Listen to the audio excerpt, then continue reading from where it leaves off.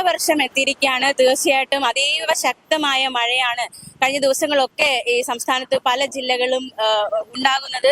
തീർച്ചയായിട്ടും red alert, അതായത് അതിതീവ്ര മഴ മുന്നറിയിപ്പ് എന്ന സാഹചര്യത്തിലാണ് കാര്യങ്ങൾ എത്തിയിരിക്കുന്നത്. ജാഗ്രത പാലിക്കണം, അതീവ ജാഗ്രത പാലിക്കേണ്ട ദിവസങ്ങളാണ് നമ്മൾ കടന്നുപോയിക്കൊണ്ടിരിക്കുന്നത്. പ്രത്യേകിച്ച് ഈ മഴക്കാലത്ത് ഉണ്ടാകാവുന്ന അപകടങ്ങൾ, മഴക്കെടുതികൾ, ഇതിലൊക്കെ വലിയ ജാഗ്രതയും മുൻകരുതലുകളും ഒക്കെ സ്വീകരിക്കണം.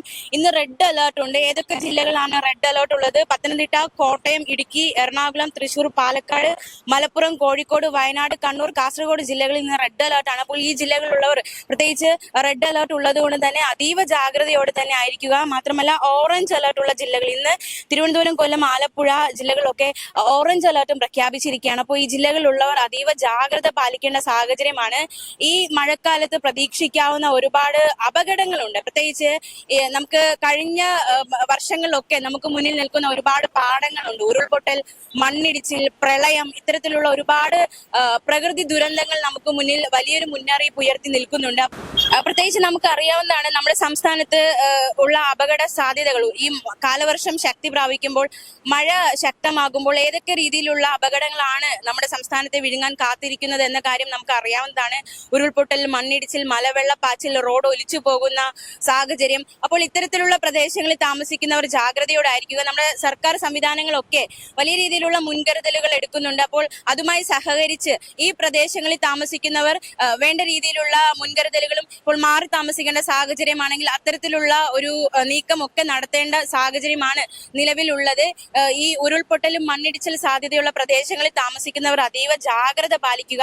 കഴിഞ്ഞ കാലങ്ങളിൽ അപകടങ്ങളിലേക്കൊന്നും അത്തരത്തിലുള്ള അപകടങ്ങളിലേക്കൊന്നും പോകാതിരിക്കാനുള്ള ക്രമീകരണങ്ങൾ എടുക്കുക. കഴിഞ്ഞ ദിവസങ്ങളിലൊക്കെ ഈ പ്രദേശങ്ങളിലുള്ള ചിലരൊക്കെ മാറി താമസിക്കുന്ന സാഹചര്യം ഉണ്ടായി. തീർച്ചയായിട്ടും ഇനിയും അത്തരത്തിലുള്ള സ്ഥലങ്ങളിൽ താമസിക്കുന്നവർ തീർച്ചയായിട്ടും ആ ഒരു ജാഗ്രത കൂടി എടുക്കേണ്ടതായിട്ടുണ്ട്.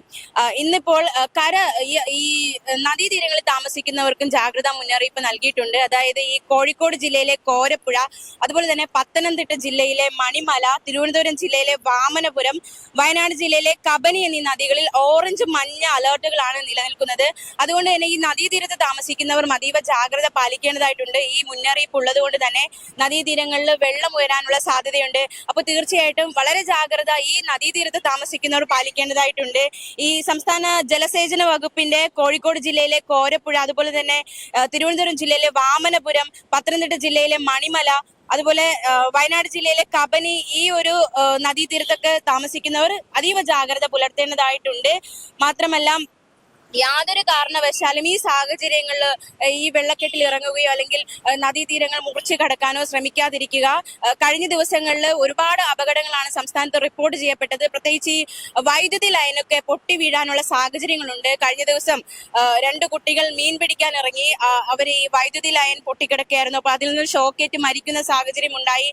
തെങ്ങ് വീണ് ഒരു വ്യക്തി മരിക്കുന്ന സാഹചര്യം ഉണ്ടായി. അപ്പൊ മഴക്കെടുതികളും ശക്തമാകുന്നുണ്ട്. അതുകൊണ്ട് തന്നെ നമ്മൾ അതീവ ജാഗ്രത പാലിക്കേണ്ടതായിട്ടുണ്ട്. പ്രത്യേകിച്ച് ഈ ടോൾ ഫ്രീ നമ്പർ അടക്കം നമ്മൾ നൽകിയിട്ടുണ്ട്. KSEB കേരളത്തിലെ എല്ലാ ജില്ലകളിലും 24 മണിക്കൂറും പ്രവർത്തിക്കുന്ന താലൂക്ക് ജില്ലാ കൺട്രോൾ റൂമുകൾ തുറന്നിട്ടുണ്ട്. എന്തെങ്കിലും അടിയന്തര ഘട്ടങ്ങൾ ആവശ്യം വേണ്ട സാഹചര്യത്തിൽ 1077 അല്ലെങ്കിൽ 1070 എന്ന ടോൾ ഫ്രീ നമ്പറുകളിൽ ബന്ധപ്പെടാവുന്നതാണ്. അതുപോലെ ഈ സർക്കാരിന്റെ ഭാഗത്ത് നിന്നും ഒരുപാട് മുൻകരുതലുകൾ സ്വീകരിക്കേണ്ട ഒരു സാഹചര്യവും മുന്നറിയിപ്പും അത്തരത്തിൽ പൊതുജനങ്ങൾക്ക് ആവശ്യമായിട്ടുള്ള എല്ലാ സജ്ജീകരണങ്ങളും അവരുടെ ഭാഗത്ത് നിന്നും ഉണ്ടായിട്ടുണ്ട്. വൈദ്യുതി ലൈനുകൾ പൊട്ടി വീഴുന്ന അപകടം തീർച്ചയായിട്ടും നമ്മുടെ സംസ്ഥാനത്ത് അത് ഉണ്ടാകുന്നതാണ്. അതുകൊണ്ട് തന്നെ ഈ പുറത്തേക്ക് ഇറങ്ങുന്ന ഈ മഴക്കാലത്ത് പുറത്തേക്ക് ഇറങ്ങുന്നവർ തീർച്ചയായിട്ടും മുന്നിൽ ഒരു അപകടം കണ്ടുകൊണ്ട് തന്നെ പുറത്തേക്ക് ഇറങ്ങേണ്ടുന്ന സാഹചര്യമാണ്. ഇത്തരത്തിലുള്ള ഈ വൈദ്യുതി ലൈൻ പൊട്ടിക്കിടക്കുന്നത് ശ്രദ്ധയിൽപ്പെടുകയോ അത് ശ്രദ്ധിച്ചു നടക്കുകയോ ഒക്കെ ചെയ്യുക. പ്രത്യേകിച്ച് വെള്ളക്കെട്ടിൽ ഇറങ്ങുമ്പോൾ നമുക്ക് പറയാൻ പറ്റില്ല ഏത് സാഹചര്യത്തിലായിരിക്കുമെന്ന്. അപ്പൊ ആ ഒരു സുരക്ഷ കൂടി നമ്മൾ എടുക്കുക. വൈദ്യുതി ലൈനൊക്കെ പൊട്ടിക്കിടക്കുന്നത് ശ്രദ്ധയിൽപ്പെട്ട തീർച്ചയായിട്ടും അത് അധികാരികളുടെ ശ്രദ്ധയിൽപ്പെടുത്താൻ ശ്രമിക്കുക. ഈ കടൽ തീരത്ത് പ്രത്യേകിച്ച് ഈ മഴക്കാലത്ത് ഏറ്റവും കൂടുതൽ രൂക്ഷമാകുന്നത് കടൽ തീരത്തെ അവസ്ഥയാണ്. അപ്പോൾ കടൽ തീരത്ത് താമസിക്കുന്നവരും ജാഗ്രത പാലിക്കേണ്ടതായിട്ടുണ്ട്. കടൽ തീരത്ത് തിരമാല രൂക്ഷമാകാൻ സാഹചര്യമുണ്ട്. അപ്പോൾ ആ ഒരു സാഹചര്യത്തിൽ താമസിക്കുന്നവരും അതീവ ജാഗ്രത പാലിക്കേണ്ടതായിട്ടുണ്ട്. ഈ മത്സ്യത്തൊഴിലാളികൾക്ക് മുന്നറിയിപ്പുണ്ട്. 29-ാം തീയതി വരെ കേരള, കർണാടക, ലക്ഷദ്വീപ് തീരങ്ങളിൽ മത്സ്യബന്ധനത്തിന് പോകാൻ പാടില്ല എന്ന മുന്നറിയിപ്പ് നൽകിയിട്ടുണ്ട്. ഈ കടലിൽ പോയാലുള്ള അപകടങ്ങൾ നമുക്കറിയാവുന്നതാണ്. വലിയ തിരമാലയൊക്കെ ഉള്ള സമയമാണ്. അപ്പോൾ തീർച്ചയായിട്ടും മത്സ്യ തൊഴിലാളികൾ കടലിൽ പോയാൽ അവരും വലിയ അപകടത്തിൽപ്പെടാനുള്ള സാഹചര്യം നിലവിലുണ്ട്. അതുകൊണ്ട് അത്തരത്തിലുള്ള അപകടങ്ങളിലേക്ക് കടക്കാതിരിക്കാൻ അവരും ജാഗ്രത പാലിക്കേണ്ടതായിട്ടുണ്ട്. അതുപോലെ തന്നെ ഈ മഴയത്ത് ഏറ്റവും കൂടുതൽ അപകടം ഉണ്ടാക്കുന്ന ഒന്നാണ് ശക്തമായ കാറ്റ്. അപ്പോൾ ഈ ശക്തമായ കാറ്റിനെ പ്രതിരോധിക്കാനുള്ള സാഹചര്യങ്ങൾ കൂടി നമ്മൾ വിലയിരുത്തി ആ ഒരു മുൻകരുതൽ കൂടി സ്വീകരിക്കേണ്ടതായിട്ടുണ്ട്. ശക്തമായ കാറ്റില് ഈ റോഡ് സൈഡിലൊക്കെ നിൽക്കുന്ന ഈ ബോർഡും അതുപോലെ തന്നെ മരച്ചില്ലകളും ഒക്കെ ഒടിഞ്ഞു വീഴാനുള്ള സാഹചര്യമുണ്ട്. അപ്പൊ അത്തരത്തിലുള്ള സാഹചര്യം ഒഴിവാക്കേണ്ടതായിട്ടുണ്ട്. ഈ മഴ സമയത്ത് മുൻകരുതലിന്റെ ഭാഗമായിട്ട് തന്നെ ചില്ലകളൊക്കെ വെട്ടി ഒതുക്കേണ്ടതായിട്ടുണ്ട്. അതുപോലെ തന്നെ മറിഞ്ഞു വീഴാവുന്ന സാഹചര്യത്തിൽ നിൽക്കുന്ന ഫ്ലക്സുകൾ മാറ്റേണ്ടതായിട്ടുണ്ട്. അപ്പൊ അങ്ങനത്തുള്ള മുൻകരുതലുകൾ സ്വീകരിക്കുക. അങ്ങനെ ഒരുപാട് രീതിയിലുള്ള മുൻകരുതലുകൾ സ്വീകരിച്ച് നമ്മൾ ഈ ദിനങ്ങളിൽ കടന്നു പോകേണ്ടതായിട്ടുണ്ട്.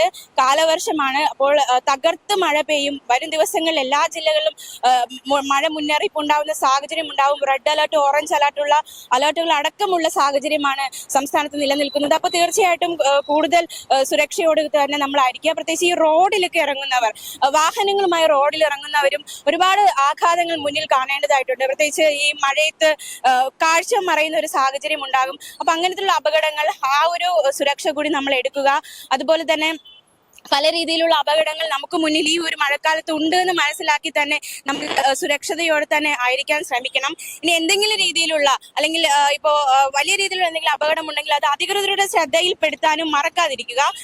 ഇടിമിന്നലോടുകൂടിയുള്ള മഴയുടെ സാഹചര്യവും നിലവിലുണ്ട്. അതുകൊണ്ട് തന്നെ ഇടിമിന്നൽ ജാഗ്രതാ നിർദ്ദേശം നമുക്ക് കഴിഞ്ഞ കാലങ്ങളിലൊക്കെ നമുക്ക് അറിയാവുന്ന പോലെ തന്നെ ഇടിമിന്നൽ ആദ്യ ലക്ഷണങ്ങൾ കണ്ടു കഴിഞ്ഞാൽ ഉടനെ സുരക്ഷിതമായ സ്ഥാനത്ത് മാറുക, വൈദ്യുതി ബന്ധം വിച്ഛേദിക്കുക, അങ്ങനെ ഇടിമിന്നൽ ജാഗ്രതാ നിർദ്ദേശങ്ങൾ കൂടി നമ്മൾ പാലിക്കേണ്ടതായിട്ടുണ്ട്.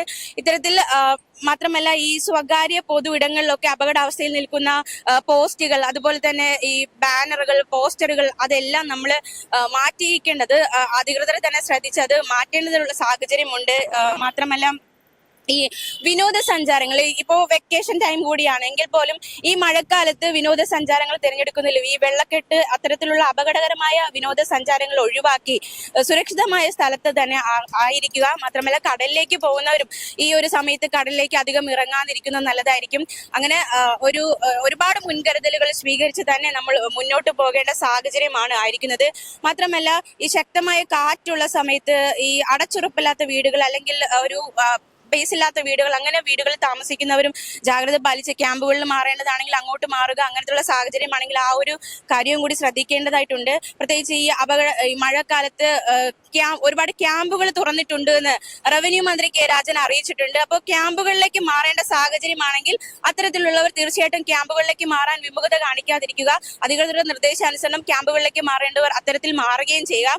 അതുപോലെ തന്നെ ഒരുപാട് കൺട്രോൾ റൂമുകളും അതുപോലെ തന്നെ ഈ ഒരു മഴക്കാലത്ത് ഉണ്ടാകുന്ന അപകടങ്ങൾക്ക് നമുക്ക് സഹായമായിട്ട് നമുക്ക് ചുറ്റും ഒരുപാട് പേരുണ്ട്. അപ്പോൾ അവരുടെയൊക്കെ ഒരു സേവനം തേടുന്നതും നല്ലത് തന്നെയായിരിക്കും. തീർച്ചയായിട്ടും ഒരുപാട് അപകട സാധ്യതകൾ മുന്നിലുള്ളത് കൊണ്ട് തന്നെ ഈ മഴക്കാലം ഒരുപാട് മുൻകരുതലുകൾ എടുത്ത് തീർച്ചയായിട്ടും വീട്ടിൽ നിന്ന് പുറത്തിറങ്ങുമ്പോൾ ഒരു അപകടം മുന്നിൽ ഉണ്ടാകുമെന്ന സാഹചര്യം ഉള്ളത് കൊണ്ട് തന്നെ ഒരു മുൻകരുതലും അതുപോലെ തന്നെ അല്പം ജാഗ്രതയോടും കൂടി തന്നെ ആയിരിക്കുക. വരും ദിവസങ്ങളിൽ കനത്ത മഴയാണ്. ഇനി ജൂൺ ജൂലൈ കാലവർഷം എത്തി.